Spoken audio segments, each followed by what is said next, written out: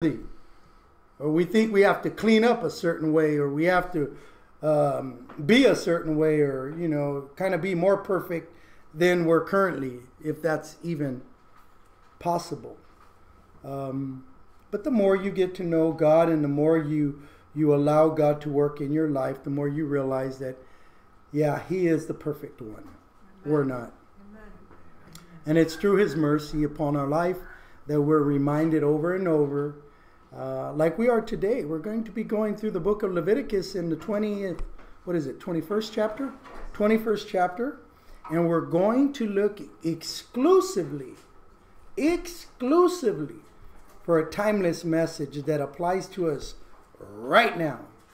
And that's exciting because we're actually in the book of Leviticus, which is in the Old Testament. And, it's not common that we hear that the Old Testament has something for us in the new church. And but that's the case here. We're reminded in the morning when we come in and we're here gathered that we need to spend a little time in the loneliness, in the quietness of our hearts with God. And, it's a very exciting moment because you don't get too many of those quiet moments here. Unfortunately, sometimes it's louder in here than it is, in a rave party. Sometimes these walls are pretty loud. At least they were last night around 11 o'clock. As I look in here and nobody's here but the movie. Man, we got like, how big is that? It was 10:08. Was it 10:08? Oh. That's when I wanted to wake them up to turn it off. Oh, okay. How big is that? That's like what? That's like 7 by 12? 13 by 9. 13 by 9? 12 acres. Yeah. It's 13 by 9 is the whole layout. It's 7 by 11. Yeah. We got a pretty big screen to go with that pretty big overhead projector. Watch pretty big movies. I like to see my image on there because I look big. That's the only way I'm going to be 6 feet on screen. But during the week here at C Street, we do a lot of things. One of the things that we do is we have real Bible studies. They're neat Bible studies. We spread them out through the whole week, and we offer that to everybody. We should invite our families, friends, those who we might not think are so much friendly to us. Maybe you're trying to impress somebody, and the impression of God. Maybe you're trying to impress somebody and let them know what's your motivation in life, and this is the greatest way to do it. We're trying to get all the classes, every single one.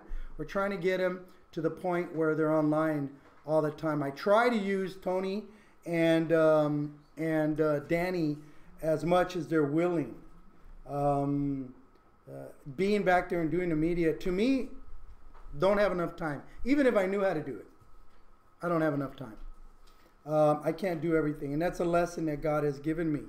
But to those who are not here, it's almost like the Al-Anon version of this program. In other words, we outreach to the family members.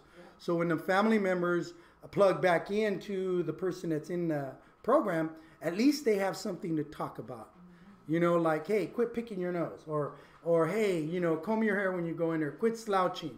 Mom wants to do that every now and then, or dad wants to tell you, hey, pay attention. What's wrong with you? Haven't you been getting enough sleep? I keep telling the guys in the classroom when we're doing the online thing that they can see you. Yeah. They can see you. So, but it's a neat thing because you learn to plug in with your person that's in this program, and you can talk about the things that person is learning. You can send that message to somebody who you'd like to invite, but because they work or because they have children, or maybe they're taking care of your children, then you can share that with them. Or if you hear something and you have a pastor out there that is saying, what's going on over there? This is a good way to send them a porthole into the classroom without actually being here. We have all kinds of classes. One of them is called the heart of addiction. And we are exploring that. It's kind of a fun class because the heart of addiction affects everybody, even those who have never tried drugs at all, but find themselves going to Home Depot and go down the drywall aisle and sit there and grab a couple of chunks of broken drywall and start chewing on it as a snack. Yeah, there's all kinds of weird addictions. You know, some people have shoe addictions. Some people have bag addictions. You know, there's women out there that have all kinds of bags. The first time I went out with my wife, she was my girlfriend. The first time I went out with her to the Camry outlets, I ended up buying a bag that cost a lot of money. And I don't know how this girl did it, but she convinced me because they had a 2-for-1. I heard a 2-for-1 and I said, all right. But I didn't know that first one was $500, man. I was like, what? You know, I was like, they actually make purses like that? And that was on special. I couldn't believe it. But, you know, when you're boyfriend and girlfriend, you know, you kind of borrow money, you kind of borrow your teeth, borrow pants, borrow clothes. Did I say teeth? Yeah. Borrow teeth and, you know, borrow all kinds of stuff. And, you know, you're trying to make a good impression. But you know what? It worked because I've been married to her for quite a while now. And we are a great example now of what God can do in your life. One of the other classes we teach here is the biblical roles of a man and a woman. Now, I am blessed that I'm in a season where everything that I used to do is like a memory to me. Just a memory. You know, when I used to screw up relationships, I used to be in courtroom 10, you know, all the time. When the divorce judge knows you by name, that's a hard thing. You know, you again, Monroy? You know, when Facebook doesn't even take you. You know, you know, when Christians.com doesn't take you. Not that I was a Christian back then, but, you know, it's a good testimony of what the Spirit of God can do in the life of somebody who is absolutely prone to screwing things up. But because the Holy Spirit is revealing the importance of the people alongside of you, whether they're your children, whether they're your brothers, your sisters, any relationship, even your enemy. You talk about God getting in your business. Ooh. And you know, the wife can be an enemy sometimes. At least you could perceive her as an enemy if you don't allow God to be God in your life. So knowing the biblical roles of a man and a woman is very important. And the reason why, one of the many, many reasons is because that's what we are to Jesus. Yeah. That's what we are to Jesus. It's about a relationship. It's about His loyalty to us. How much He loves us regardless of what we keep on doing. And it's really the love of the Father to His Son. So the biblical roles of a woman is very, very important. It's one of my favorite classes that I like to be a part of. And it's definitely one that gets a lot of interest because we share it. We do one class that focuses on the women. And then we do another class that focuses on the men. And on men's night, we have a bunch of tools and hammers and car parts and all that. On women's night, we have a bunch of Avon and Herbalife and all that stuff. I'm just kidding. But we talk about things and we kind of try to focus on the specific roles that is for that class.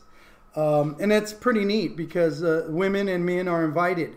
Sometimes the men have to be very quiet when it's their turn and vice versa for the women. But we welcome everybody to be a part of it because, believe me, everybody has a hard time in looking at the biblical roles of a man and a woman because it really reaches out to the son, to the daughter, and having them understand why their parents were dysfunctional. I've never met a group of people that were functional. that were not deeply suited into Christianity. And even then, we're destined to need God's help through that relationship. We need God's help because we're finite creatures. And when we teach that class of the Trinity, which is one of my favorite classes, it gets into something that's very important. We get into talking about who God is and what God is. So it also talks about the biblical roles of the Father, the biblical roles of the Son, and the biblical roles of the Holy Spirit in salvation, in our life. So all those classes are classes that we can invite people to, and we should invite them, because that's the most valuable thing we're getting right now. I mean, if any one of you got a, let's say a coupon, let's say somebody blessed you with a coupon to go eat at the most expensive restaurant for free for a week, who would you invite? Or would you go alone? If it was, 2 meals, 3 meals for free every time you go for a whole week. How about this? For a whole year. And that's what God's doing. God's putting in you a meal that you should be serving to somebody you love. Especially someone you love. And then again, there's a commandment by God that we're to love our enemies. And we can use that metaphor to understand the importance of even why we as a church here at C Street goes out and ministers to an event at least on the third Saturday of every month to the senior home local to us, walking distance. We go out there and we're a part of that ministry. It's a great ministry. It's called the Sycamore Senior Living Center, and we adopted, or they actually adopted us, to be honest with you. I think it was mutual. George adopted me and I adopted him.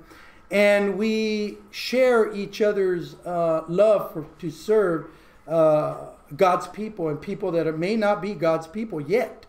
So on every third Wednesday of every month, down where it's in our area, in the Oxnard area, it's the Sycamore Church, Sycamore Senior Village, which is where the old St. John's used to be at, on Doris and F, on that corner, at 3, starting right around 3 o'clock.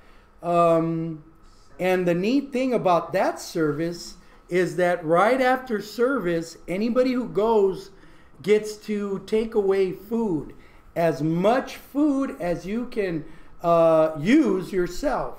There's all kinds of food. There's not only fresh fruit and fresh vegetables, but there's also personal hygiene things. There's milk, there's cakes, there's Hostess, cupcakes, Dorito bags, sodas, popsicles, candy, licorice sticks, salami, bologna, ham, chorizo, longaniza, all kinds of stuff. Pizzas. Wait. What else was that? Lunchables. Wait. What was that? Power bars. Cheetos, hot Cheetos. Sandwiches. Burritos. Everything you guys have in your little personal spots. Sunflower seeds. Girls said he knows you bought more purses than that. And then you're looking real sharp in that blue tie. Thank you.